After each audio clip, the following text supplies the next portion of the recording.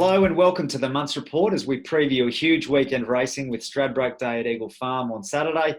Joining us from headquarters is Chris Muntz. Welcome, mate. How are you feeling heading into Saturday where Smart Meteor flies the flag for the stable in the Group 3 Rough Habit Plate? Yeah, g'day, Adam. No, really looking forward to Saturday. I think this horse is he's going very well. There's no doubt about that. He had no joy the other day. He just had a bit of an impeded run in transit and didn't get to the best part of the track. But he's certainly going a lot better than what his performance last start suggested. And this race has obviously been his goal, this preparation. I guess similar to some of the other runners that he'll be lining up against. But obviously you've timed his prep with this race in mind. Yeah, well, we hope so. I mean, this has certainly been the race that we've aimed at. Looking to get him out to 2200. They can't win every start when you're getting out to these sort of distances. You've got to give them a good foundation, a good grounding to make sure that they're fit and healthy on the day. And I think we've done that with this guy. He's just kept on improving as his workload's increased and he's stepped up in distance. So I'm very happy with him, the way that he's prepped up into this race on Saturday. Very good. That last run, obviously over 1800. How do you think he'll handle the step up to the 2200 metres? And obviously there's a bit of a tie-in with yourself. His staying sort of ability coming from the dam side, and you've got a bit of a link there with the family. Yeah, well, I mean, the family all were down trained by Gay at the time when I was riding down there, and Tempest Morn and Tempting Lady and the likes, and they're a very good staying family. And this guy in particular, I've got no doubt he can stay. And what he does have as an asset is his turn of foot. He's got a very good turn of foot at the end of a long trip, which he showed that the day he won over 2,000 metres at Doomben. And I think the 2200 won't worry him. I just think he needs to be probably put in the race a little bit more, the first part. And then if he can have a trouble-free run, he'll be certainly getting home very strong. Also worth pointing out, he does have a rider change this week with Larry Cassidy aboard for the first time. And I assume that they got familiar with each other at track work on Tuesday. Yeah, they did. Larry had a gallop on him there and he went over 1,200 metres and he'd come back and he was very happy with how he felt and the way that he quickened up. I thought was really good. So, he couldn't fault the way that he galloped. And he had a good look at the course proper, which is always an asset. Very good. And you're also saddling up another run in the race for Gai Waterhouse and Adrian Bott in Navy Cross. So you've sort of been overseeing his prep heading into this as well. Yeah, well, he won at Caloundra last Wednesday. Very tough. He was on speed and sustained a good solid gallop right through the line. And certainly he's had the gallop over the trip, which is a positive for him too. And he hasn't missed a beat since he's been up here in our stable. So he's certainly going to be one of the dangers. But, it's a high-pressure race. It's going to be a bit more speed than what was at Caloundra. So it'll be interesting to see how he handles it. Yeah, I was going to ask you what you thought about the tempo of this race. Obviously, a similar field to what lined up in the Gunsynd Classic, obviously with a few additions such as Navy Cross. How do you think this race will be run in comparison?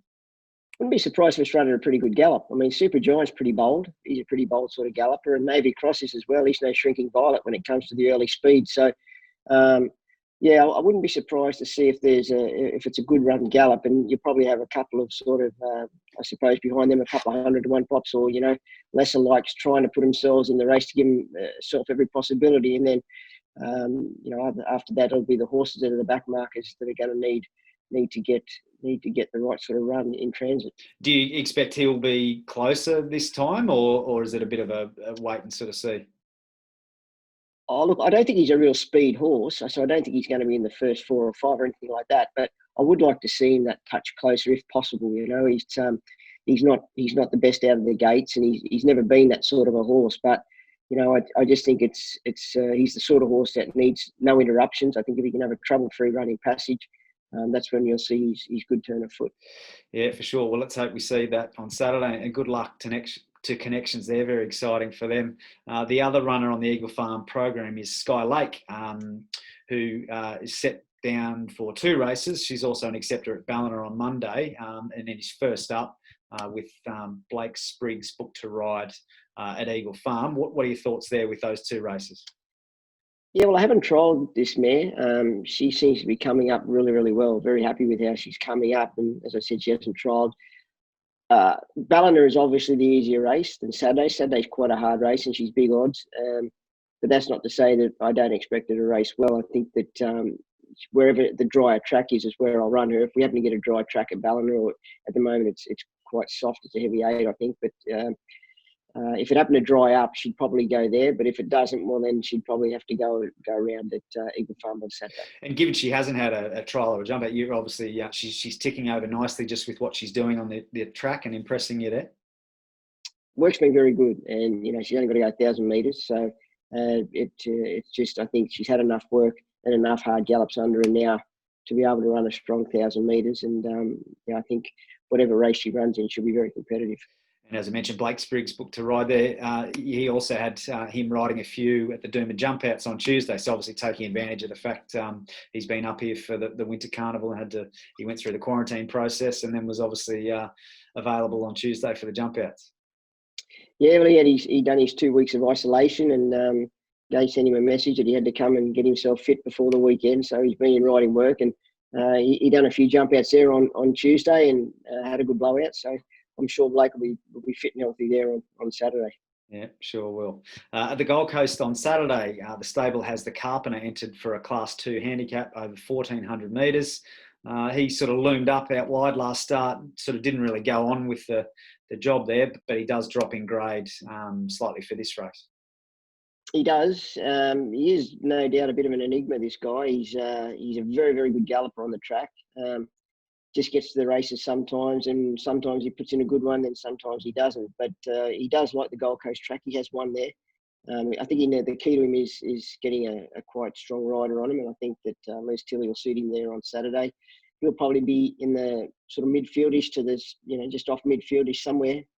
And if he gets to the right part of the track and races up to his form that we know he's got, well, he's certainly not without a winning chance in the race. He's got a very good turn of foot, and it's not a race that's not beyond him.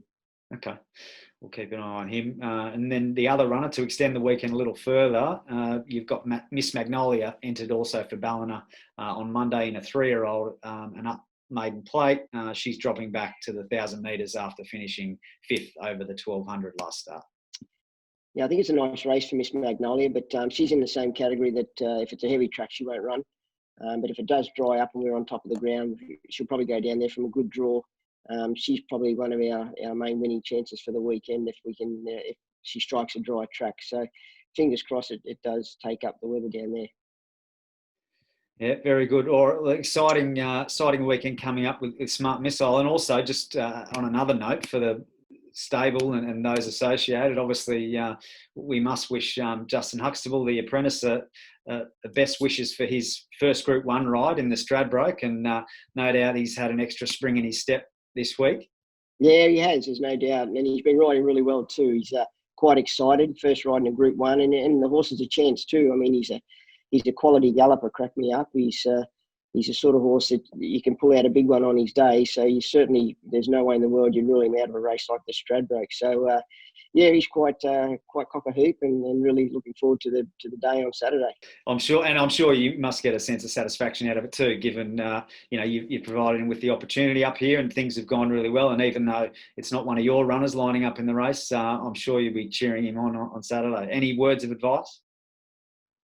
Oh, no, look, I just tell him to go and enjoy himself. That's what it's all about. If he starts overanalyzing things and putting too much pressure on himself, that's when mistakes happen. So, the best thing he can do to help himself is just to stay calm, relax, and enjoy the moment, and just ride the horse to run as good as it can. I mean, if he does that, well, he can't do any more. He's basically done his job. So,